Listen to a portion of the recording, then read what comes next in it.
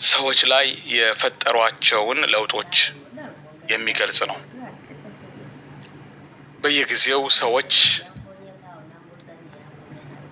የተለያየ አይነት ለውጦችን ያስተናግዳሉ። እነዛን ዘርዝሮ የሚያቀርብ ነውና አሁን ላይ ሳይታወቀን በብዙ ነገር የተቀየርንበት ጊዜ ነው ያለው። አንዳንድ ለውጦች ለኛም ጭምር አይታወቁንም።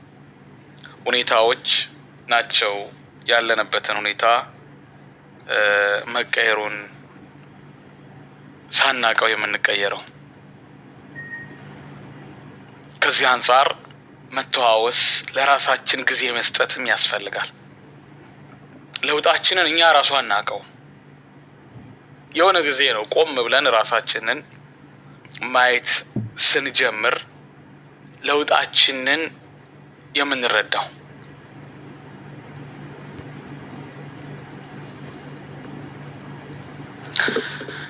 በፊት ላይ ለምሳሌ ቁም ነገር ላላቸው ጉዳዮች ያለን ትኩረት ምን ይመስል ነበር? ሶላታችንን ስንሰግድ ይሰማን የነበረው ስሜት እንዴት ነበር? ቁርአን ስናዳምጥ ያለን ስሜት እንዴት ነበር? ዳዕዋ ስናዳምጥ የሚኖረን ስሜት እንዴት ነበር? ስለሞት ሲነገረን ያለን ስሜት እንዴት ነበር? የሰው ሐቅን በተመለከተ የነበረን አቋም እንዴት ነበር? ለሰዎች የነበረን ክብርና ቦታ እንዴት ነበር የሚለውን ቆም ብለን ራሳችንን እንፈትሽ።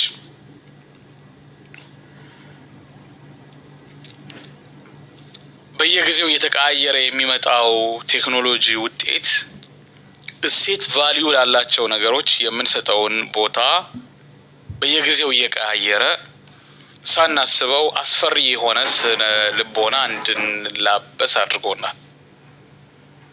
የላይ የአስመሳይነት ገጸ ባህሪን እንድንላበስ አድርጎናል።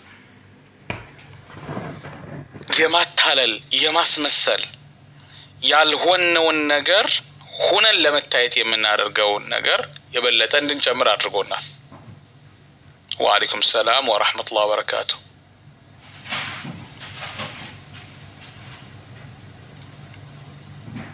ይሄ ሁሉም ዘንድ ነው። በነገራችን ላይ ሀታ ከላይ ካሉ አላህ ካዘነላቸው ሰዎች ሲቀር ዑለማ ቢሆን ኡስታዝ ቢሆን ታዋቂ ሰው ቢሆን አዋቂ ሰው ቢሆን ይፈተናል። ፈተናው ቀላል አይደለም።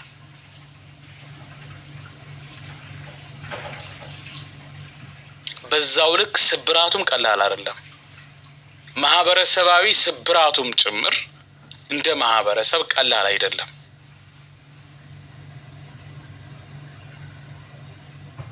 ያንን ቆም ብሎ ማሰብና ማስተንተን ካልተቻለ ከባድ ነው።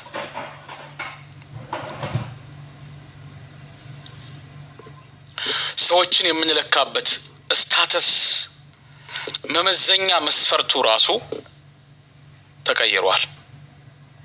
በፊት ላይ ሰዎች ባላቸው እውቀት ሊለኩ ይችላሉ። ባላቸው ቁም ነገር፣ ባላቸው ታማኝነት ሊለኩ ይችላሉ። አሁን ላይ ምናልባት ባላቸው ፌዘኝነት ሊለኩ ይችላሉ። ወይም ደግሞ ባላቸው የተከታይ ብዛትም ሊለኩ ይችላሉ። ለምሳሌ ቁም ነገረኛ የሆነው ሰው ያለው ተከታይ ቁጥርና እንቶ ፈንቶ የሚናገረው ሰው ያለው ተከታይ ቁጥር የቁጥር ልዩነት ካለው ምናልባት የተሻለ ቦታ የምንሰጠው ለዛኛው ሊሆን ይችላል። በዛው ልክ ደግሞ ስብራታችንም ደግሞ ከባድ ሆኗል። ብዙ ነገራችን ወደ ሰዎች ይንጠለጠላል። የሆነ ስራዎችን ስንሰራ ለዱንያዊ ጉዳያችንም ይሁን ለዲን ለሚመለከቱ ጉዳዮችም ላይ የሆኑ ሰዎች ቢያግዙን ብለን ተስፋ የምናደርግባቸው ሰዎች ይኖራሉ። ተስፋ የምናደርግባቸው ሰዎች ጭምር የሚያግዙን የሚደግፉን የራሳቸው የሆነ ክራይቴሪያ አላቸው። እንዲህ ነው ብለው ባይናገሩት ምናልባት ያ ክራይቴሪያቸው ከጥቅም ጋር ቀጥታ የተገናኘ ሊሆን ይችላል፣ ወይም ከብሔር ጋር የተገናኘ ሊሆን ይችላል፣ ወይም ቡድኔ ብለው ከሚያስቡት ጋር ሊሆን ይችላል። የተለያየ አይነት ኢንተረስት ይኖራቸዋል። ያንን ነገር በማገዛቸውና በመደገፋቸው ምክንያት ዛሬውኑ አሁኑን የሚከፈል ምንዳ ወይም አጅርም መኖር አለበት የሚልም አቋምም ሊኖራቸው ይችላል። በአፋቸው አውጥተው ላይናገሩት ይችላሉ። ነገር ግን ተግባራቸው እንደዛም ሊሆን ይችላል። በዛው ልክ ደግሞ ወንድሞቼ እህቶቼ በተለያየ ጉዳይ ላይ ጉዳይ አጋጥሟችሁ ከሰዎች መፍትሄ ፈልጋችሁ ስትሄዱ በጣምም ልትሰበሩ ትችላላችሁ። ይህንን በደንብ ላረጋግጥላችሁ ፈልጋለሁ። በጣም ትሰበራላችሁ። በተለይ የትኛውም ደረጃ ላይ ያለ የትኛውም ቦታ ላይ ያለ ሰው ላይ ተስፋችሁን በፍጹም ሰው ላይ እንዳታደርጉ ይሄ የአደራ መልእክቴም ጭምር ነው። ለምን ይሰብሯችኋል። አሰባበራቸው ደግሞ እንዳትነሱ ሁሉ ሆናችሁ ልትሰበሩ ትችላላችሁ። ደግማችሁ እንዳታንሰራሩ፣ ደግማችሁ ሌላ ስራ እንዳትሰሩ፣ ደግማችሁ ኸይር ስራ ላይ እንዳትሳተፉ፣ ደግማችሁ አንገታችሁን ቀና ማድረግ እስከማትችሉ ድረስ ትሰበራላችሁ። ይህ በግል ህይወታችሁ በምታደርጓቸው እንቅስቃሴዎች ሊሆን ይችላሉ። በትዳር አጋራችሁ ሊሆን ይችላል። በስራ ጓደኛችሁ ሊሆን ይችላል። ያግዛል የተሻለ ሰው ነው ብላችሁ በምታስቡት ሰው ሊሆን ይችላል። በአሰሪያችሁ ሊሆን ይችላል። በቅርብ ወዳጆቻችሁ ሊሆን ይችላል። እነዚህን ሁሉ ነገሮች አውቆና ጠንቅቆ መረዳት ያስፈልጋል። ከዛ ውጭ ከሶሻል ሚዲያ ህይወት በዘለለ ያለው ኑሯችንን በአግባቡ መኖር መቻል አለብን። በተቻለ አቅም በተለይ አደራ የምላችሁ ወንድሞቼ እህቶቼ የተወሰነች ገጽም ቢሆን የንባብ ጊዜ ይኖራችሁ። የንባብ ጊዜ ሊኖራችሁ ግድ ነው። አንድ ገጽ ለምን አይሆን? ሁለት ገጽ ለምን አይሆን? ሰዎች ደክመው ለፍተው መጽሐፍ ያዘጋጃሉ። ለምሳሌ ይህንን ያያችሁ እንደሆነ ዑመሩል ፋሩቅን የተመለከተ ወንድማችን አቡ ቢላል አላህ ኸይር ጀዛውን አላህ ይክፈለው ያዘጋጀው መጽሐፍ ነው። በጣም ሰፊ የሆነ መድብል ነው። ይሄ መጽሐፍ በጣም የሚገርማችሁና የሚደንቃችሁ ነገር ወላሂ ሱብሃንአላህ አላህ መቼም ምን አይነት ስባት ምን አይነት ጽናት ቢሰጠው ነው 797 ገጽ ነው። ይህንን መጽሐፍ ይህንን ለትውልድ የሚተላለፍ መጽሐፍ ወንድማችን ሲያዘጋጅልን ሳይደክም ሳይታክት ነው ያዘጋጀው። እኛ ለማንበብ ምን ያህል ሰብር እናደርጋለን? እንደው አንዳንድ ገጽም ቢሆን እያደረግን ማንበብ ይኖርብናል።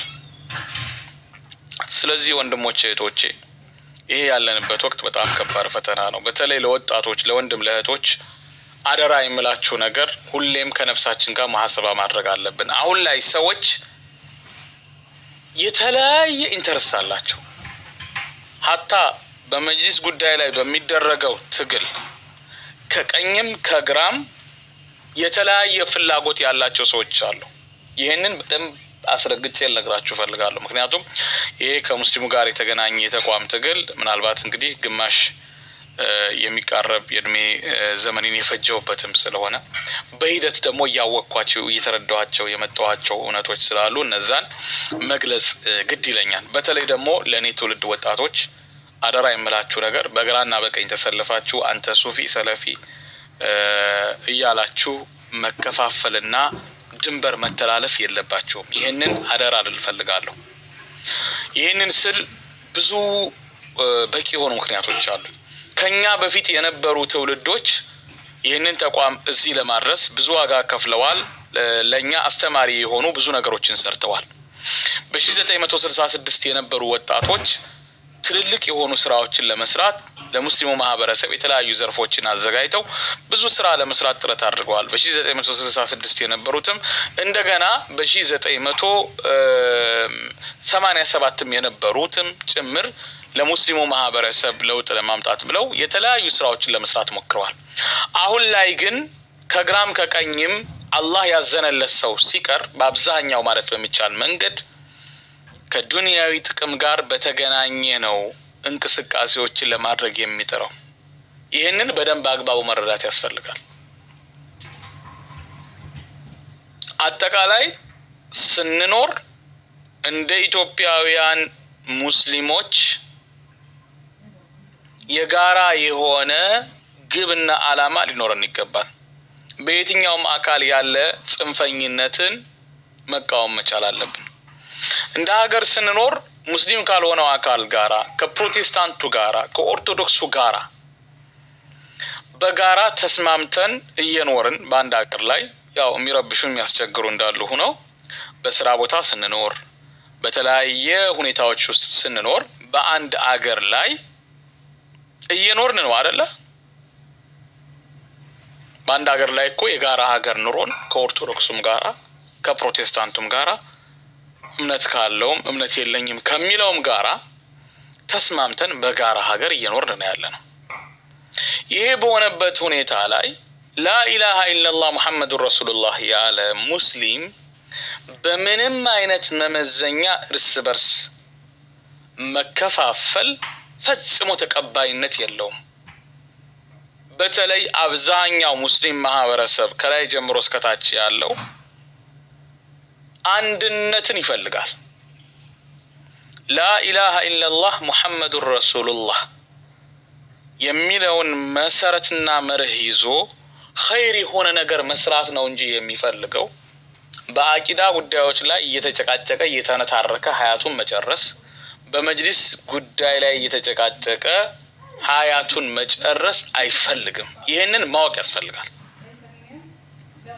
በግራ በቀኝ በሁለቱም አቅጣጫ እኔ ይህንን ምለው ሚዛናዊ ለመሆን ብዬ አይደለም፣ ሀቂቃው እሱ ስለሆነ ነው።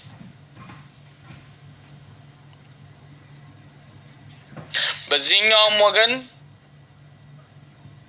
ዋህብያ የተባለ በሙሉ ካፊር ነው፣ ከነሱ ጋር አንሰግድም፣ እነሱ እንዲህ ናቸው፣ እነሱ መጅሊስ ውስጥ ካልወጡ እንትን አንልም የሚለው ትክክል አይደለም።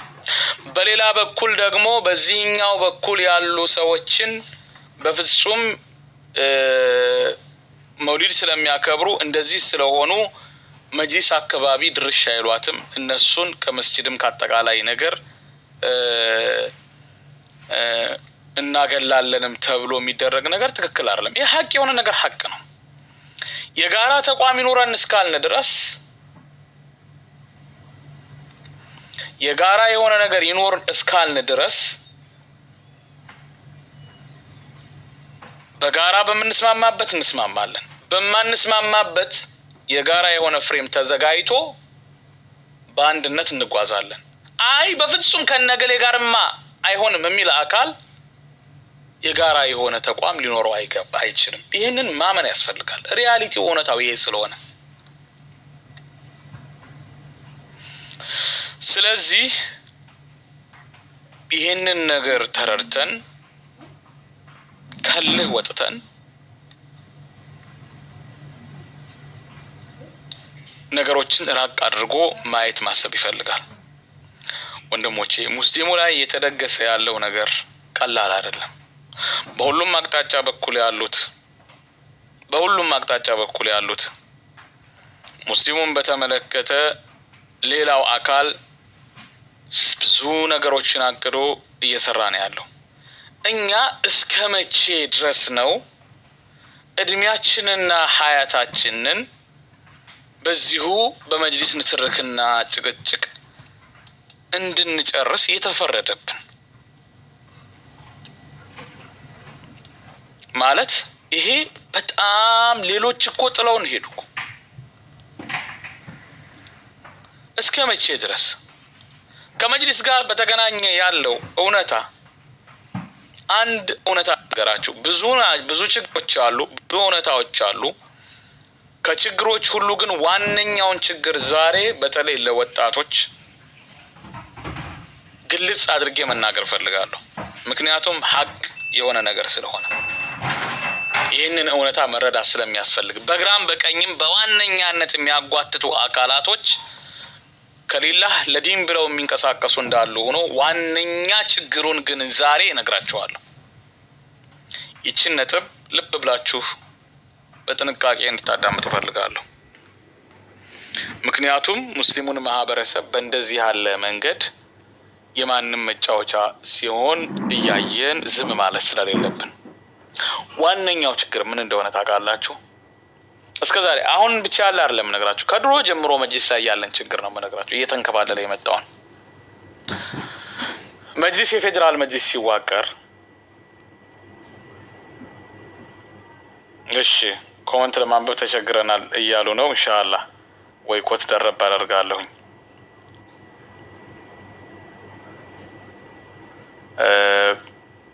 ኢንሻአላህ